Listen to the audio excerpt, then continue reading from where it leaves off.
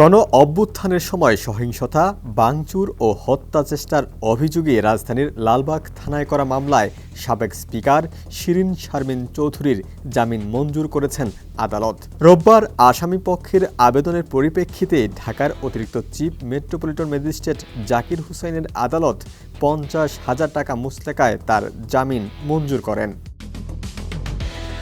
তবে তার বিরুদ্ধে অন্য কোনো মামলায় গ্রেপ্তারি পরোয়ানা না থাকায় তার মুক্তি পেতে কোনো বাধা নেই বলে জানিয়েছেন আইনজীবীরা। এর আগে গত 7 এপ্রিল ভোরে শিরীন শারমিন চৌধুরীকে তার এক আত্মীয়র বাসা থেকে গ্রেপ্তার করা হয়। ওই দিন এই মামলায় তাকে কারাগারে পাঠানো হয়।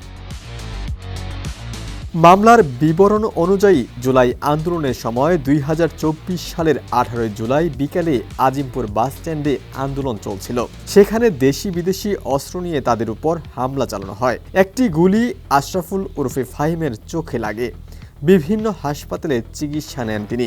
এই ঘটনায় গত বছরের 25 মে শেখ হাসিনা সহ 130 জনের নাম উল্লেখ এবং অচেনা 115 থেকে 120 জনের বিরুদ্ধে মামলা করেন আশরাফুল।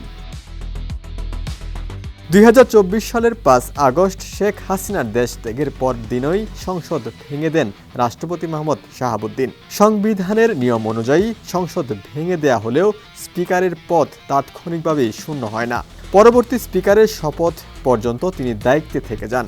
তবে সেই সময় পর্যন্ত অপেক্ষা না করে 27 দিনের মাথায় 2 সেপ্টেম্বর পদত্যাগ করেন শিরীন শারমিন চৌধুরী।